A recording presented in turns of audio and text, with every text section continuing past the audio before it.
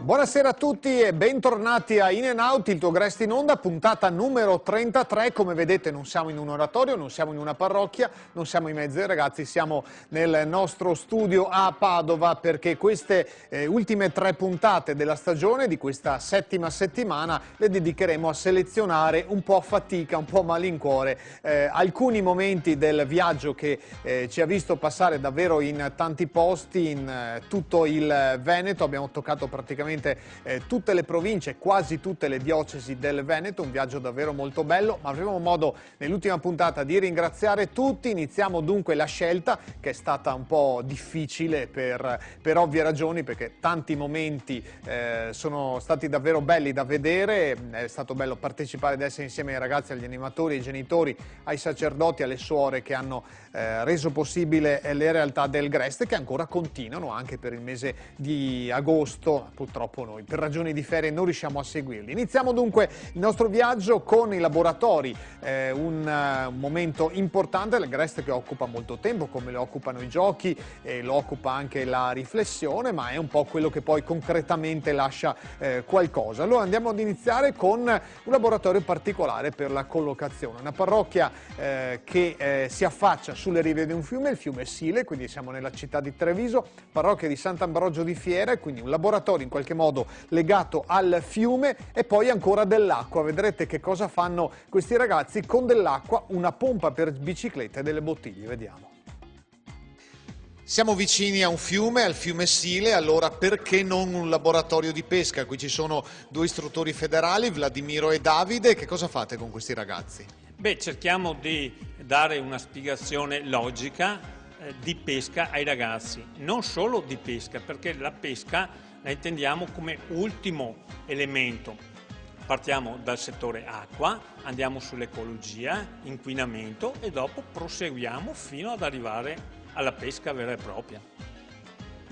Sì, il nostro obiettivo è quello di arrivare ai ragazzi non solo pesca come divertimento, ma pesca come salvaguardia dell'ambiente, del posto dove vanno a pescare e soprattutto rispetto per il pesce, che capiscono che il pesce che è in acqua è là da sempre, da prima di loro, e ci deve essere dopo di loro per le generazioni future.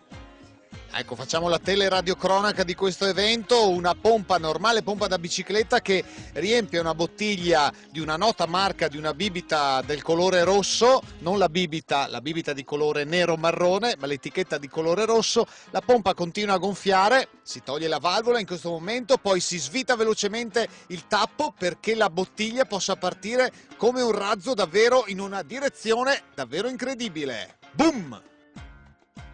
Qualcuno di voi potrà sperimentare allora questa idea dei ragazzi della parrocchia di Sant'Ambrogio di Fiera, davvero spettacolare come gioco, ma ci vuole anche un po' di pratica. Ancora laboratori, il teatro, in molti si cimentano nel teatro, e poi i classici lavoretti manuali con i quali esercitare la manualità che i ragazzi spesso rischiano di perdere, visto la vita insomma troppo moderna, forse troppo moderna di questo tempo. Vediamo che cosa ci propongono ad esempio ancora a Treviso nella parrocchia di Santa Maria del Rovere. Un altro laboratorio interessante è quello di teatro, una scenetta a tema in queste settimane che riguarda i mondiali di calcio in Sudafrica. Vediamo e sentiamo.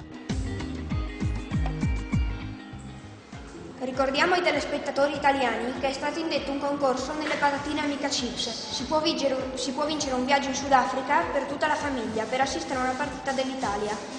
Controllate tutti, potreste essere voi a volare in Sudafrica con tutta la vostra famiglia.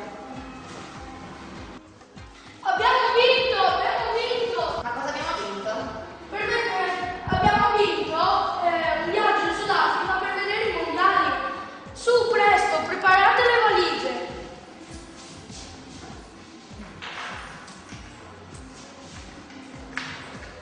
Laboratorio modellando, chissà cosa si fa qui, Nicola.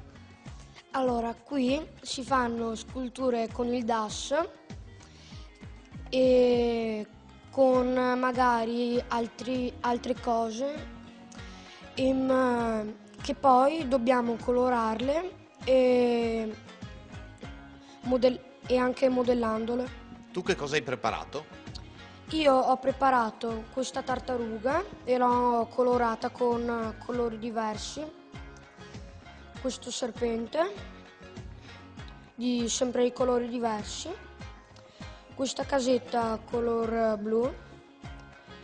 E questo vaso con delle rose che devo ancora colorare questo pomeriggio. E dal fiore ancora incompiuto di Nicola arriviamo invece alle opere di Alessandro. Che cosa hai preparato? Un sole, 2 rose, 2 calle e delle palline che devo ancora finire, da tennis, un elefante, una banana e 2 cacchi, 2 ciliegie, una mela, una luna e una foglia. Un sacco di cose. Poi qui c'è un pacchettino. Apriamo il pacchettino con delle palline colorate. Queste a cosa servono? E a fare un braccialetto oppure una collana. E ancora sono indecisa cosa fare. Lavori di gruppo, lavori manuali, lavori concreti, lavori per realizzare qualcosa appunto da portare a casa, magari oggetti non sempre utilissimi, diciamoci la verità, ma che possono segnare un ricordo almeno per alcuni anni per questi ragazzi. Ma ci sono anche attività, lavori di gruppo nel senso più tradizionale del termine, che possono trovare spazio all'interno del GREST. Un lavoro che può essere sotto forma di gioco, ma che può trasmettere dei significati, a seguire poi anche un momento di riflessione su quello che è stato fatto. È successo ad esempio vicino a Padova, nella parrocchia di Tencarola.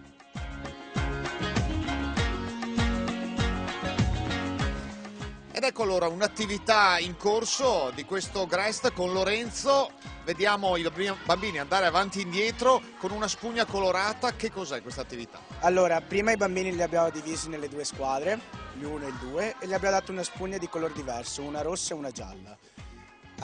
Quelli con la squadra rossa dovevano colorare prima la fiamma della candela e anche quelli da gialla, e dopo ognuno doveva colorare la candela degli altri.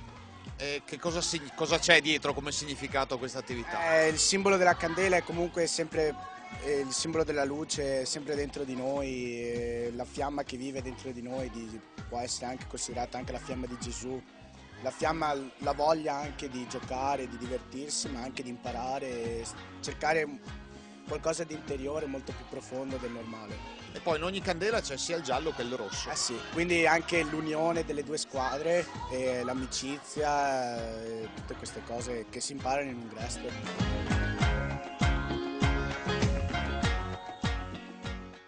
Quindi l'attività di oggi, quella delle candele, di accendere la luce, si riferiva un po' anche a quello che fa Gesù quando ci guarda. Lui accende una luce, accende la gioia, quindi abbiamo fatto questa cosa simbolica dell'accendere la luce. Giusto Ale? Giustissimo. Dopo vabbè, il fatto, come ha detto il Don, lo ripeto anch'io, ragazzi, non dovete pensare che Gesù o un qualsiasi aiuto vi arrivi dal cielo con una luce che vi abbaglia, non dovete pensare a questo, dovete pensare al fatto che è Gesù, Dio, lo vediamo attraverso gli altri.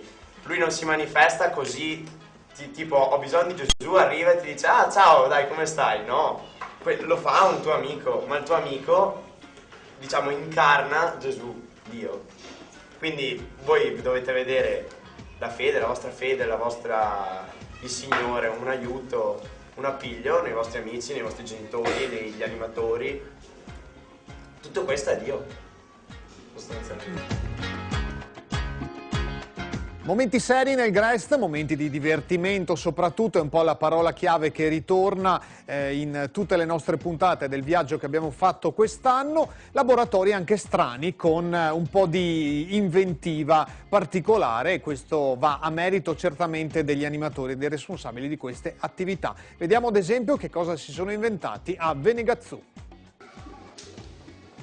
Per terra c'è tantissima carta, fogli di giornale, un'apparente confusione. Cosa sta succedendo, Martina, qua dentro?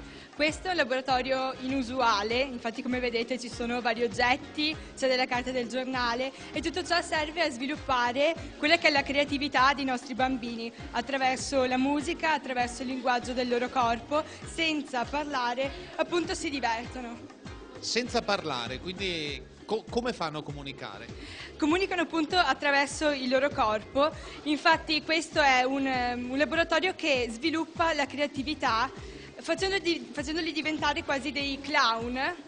E quindi infatti queste sono le attività che appunto fanno le persone che desiderano diventare dei clown nella loro vita, dei clown teatrali.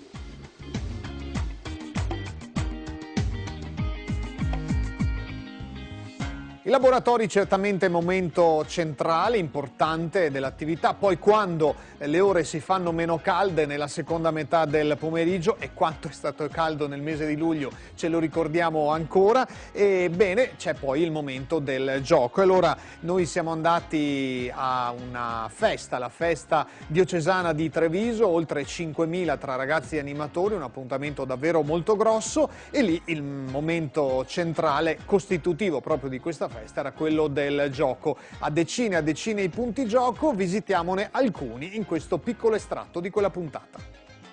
In e Out è un viaggio, allora c'è un gioco a tema, vediamo delle valigie pronte. Asia, come funziona il gioco? Allora, praticamente devono fare lo slalom con la valigia in mano. Vi ho fatto vedere prima una lista con dei 10 oggetti che dovevano memorizzarli. Prendono la valigia, fanno lo slalom, passano sotto con la valigia. Io gli faccio una domanda, se rispondono giusto possono prendere un oggetto di quelli che avevano visto prima nella valigia e tornare indietro. E vince chi ha tutti gli oggetti giusti nella valigia.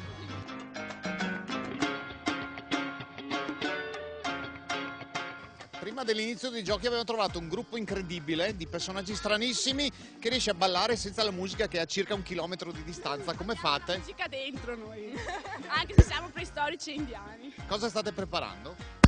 Stiamo preparando i giochi per questa giornata.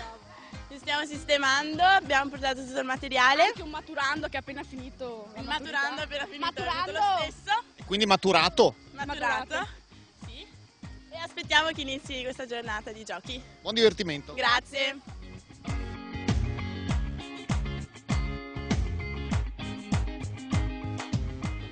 È tanto caldo, siamo tutti un po' sudati, anche se è brutto da dire, avremo bisogno di una doccia fresca. Ma questo gioco si chiama Evita la doccia, guarda un po'. Elisa, cosa bisogna fare? Allora, bisogna sedersi tutti in fila dietro una bacinella. A tutti i ragazzi viene dato un bicchiere. Il primo riempie il bicchiere e lo passa al compagno dietro, cercando di portarlo dietro le spalle. L'ultimo deve riempire una pentola che è messa alla fine. Chi riempie per primo la pentola, poi viene contata l'acqua riempita, vince chi ha più acqua. Da un gioco dove non bisogna versare acqua a un gioco dove invece l'acqua è molto importante. Giacomo, come funziona? In pochissime parole, questa è palla avvelenata, al posto della palla ci sono spugne inzuppate d'acqua, tutto qua, molto semplice, molto divertente, divertimento garantito. È un'occasione per rinfrescarsi? Assolutamente sì, ci saranno 32 gradi, questo è, non lo so, eccolo qua il capo. Ed ecco un punto gioco molto spettacolare, insieme a Dario cerchiamo di capire questa pista di acqua saponata come funziona. Allora praticamente ci sono 2 corde elastiche e c'è una camera d'aria di un camion attaccata e praticamente il ragazzo deve salire nella camera d'aria e tentare di fare gol nelle porticine in fondo. E questo gioco è stato ideato con la sigla del nostro Grest In e Out, che la palla o va dentro o va fuori, come la sigla del nostro Grest. E con i giochi allora ancora l'acqua che in qualche modo ci rinfresca, noi chiudiamo questa puntata numero 33, il meglio di In e Out, il tuo Grest in onda nel 2010, però non mancate perché torneremo ancora domani e ancora venerdì per le ultime 2 puntate. L'appuntamento dunque come sempre alle 20:50 su Telechiara e poi la domenica pomeriggio alle 4 del pomeriggio alle 16 appunto e il giovedì successivo alle 21:45, oltre al nostro canale YouTube che poi vedrete nella sigla finale. Grazie per l'attenzione, intanto a domani.